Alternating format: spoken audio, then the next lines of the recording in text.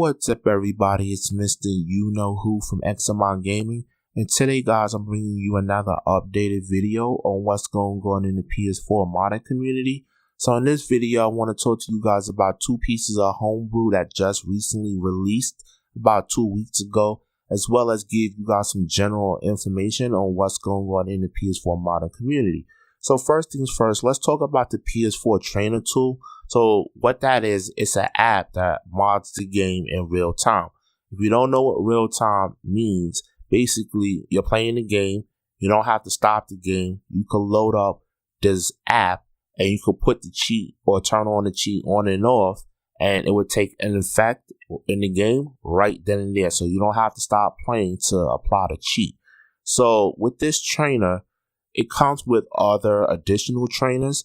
But what I really like about this trainer, right? It comes with additional trainer, but it's just clean. It's not too much. It's just enough so that you can use the actual trainer. Another thing that I would like to see with this trainer is the ability for other people to contribute to the trainer and make cheats for other games. And you could just go to one spot and get all your trainers, and you don't have to look any other place but here. So make it like a brute force save data where it's open source, and like I said, everybody could contribute a trainer to this trainer, and you don't have to look around and just be in one spot. So I do like this trainer. I would recommend anyone to get this trainer, especially if you have a jailbroken console. Another thing you want to keep in mind when using the trainer is to make sure that you're using the correct region that matches the trainer. So we'll take Gods of War right here. This is the Euro version. So if you're playing the Euro version and this is the region, that the trainer should work properly and you shouldn't have any problem. Game version is just the base version of the game without any patches. So you should be good to go. I saw in a couple of reforms with the training that it might work with other regions, but I personally have not tested that, so I can't really say. But I tested it with this version and everything worked smooth. Just remember, you have to load up Mirror plus Hen prior to loading the trainer. So you should be good to go. Here's a couple of games that come with the trainer, and hopefully, like I said, they will add more, but it's dope. So I don't really got too much to say about that other than I would recommend for you to download it and just keep it in a safe spot. Even if you don't plan to use that trainer, you can always use it at a later time and you have it.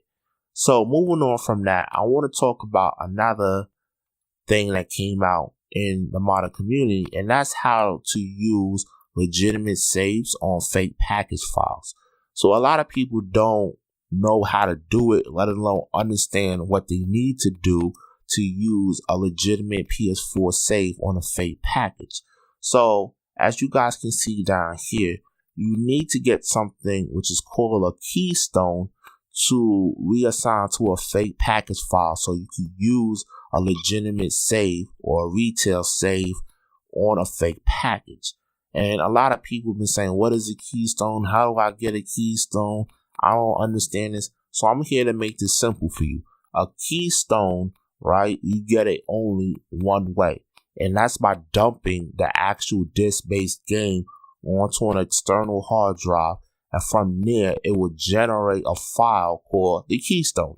And basically with the Keystone, when you put it in the fake package file, it has that code that allows you to use that save from that region on the fake package.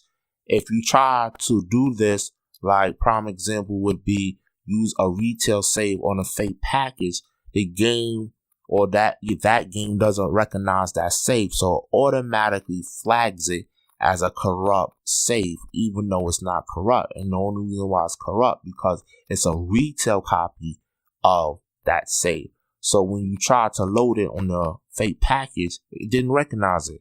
And you got to be very, very careful when you're doing that, because once you flag a save and it's corrupt, there are two ways to do it, but it's not guaranteed to fix the problem. So what I would tell any person that's smart, get a backup of your saves and just keep that in a safe spot, especially your retail saves, your legitimate saves. If something goes wrong and you try to do this and you get a corrupt data, at least you have another backup to work with. But yes, that's the only way to get the Keystone.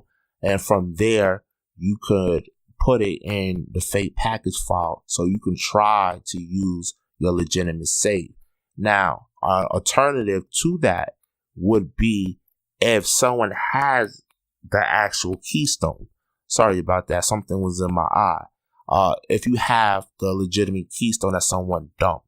So if people are sharing Keystones, then you can ask someone to send you that file and you could install it to your fake package file. So that's the only two ways you can get a Keystone.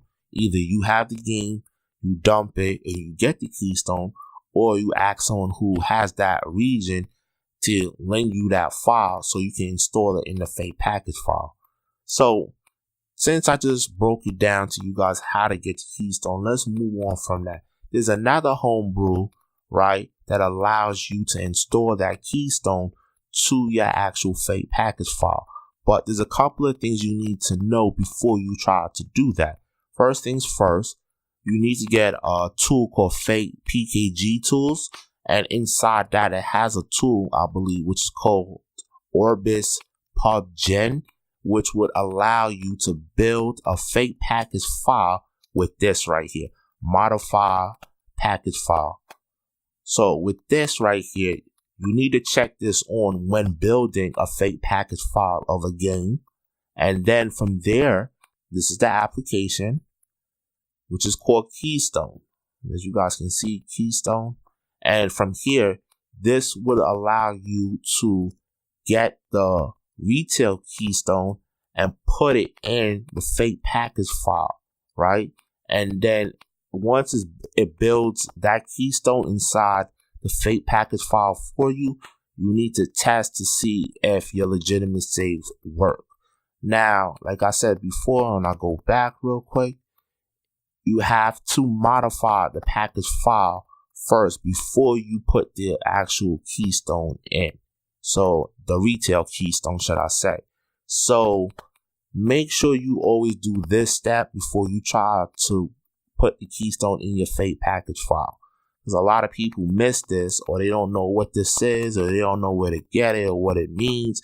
Basically, like I said to you, it's a tool called fake PKG Tools. And inside of there with the tools, it has a Orbis PubGen, which builds fake package files. And when you're building your fake package file, you need to click this on and hit build. And when it builds the fake package file, then you could come down here, right, and take the retail Keystone and build one into your fake package file, or replace the one in your fake package file, and then try and test to see if your retail saves work. Now, I did test it myself, and it didn't really work for me, but I could have been doing something wrong, but that's how it's supposed to work. So those are the three things of what's going on in the PS4 modder community, and it's something that you guys should look into so that if you have a jailbroken console, you know how to use it. For those who don't have one, you know, you may want to invest into getting the jailbroken console because you could do a lot of things. And this is one of them that, you know, any person who owns a jailbroken console should know. So that's pretty much it. And this is what is covered in this video. Again, the trainer, how to use legitimate PS4 saves in a fake package file, and where to get the correct files to put inside the fake package file to use your legitimate saves. Now, like I said before, I won't be making a video showcasing this other than the trainer. When I get to it is when I get to it, but I should be able to make it within a day or two. And like I said before, I recommend anyone to pick up these homebrew and these tools before something happens and you can't get your hands on it. But I also would like for developers to update their tools or the trainers so that, you know, more people can contribute to the actual work that you guys have done and make it even better. So that's pretty much it for this video, guys. I thought that I would share this information with you so you can pretty much, know what's going on and be not left in the dust and get a better understanding. So that's pretty much it. Like I said before, this is MrUknowwho from XMR Gaming.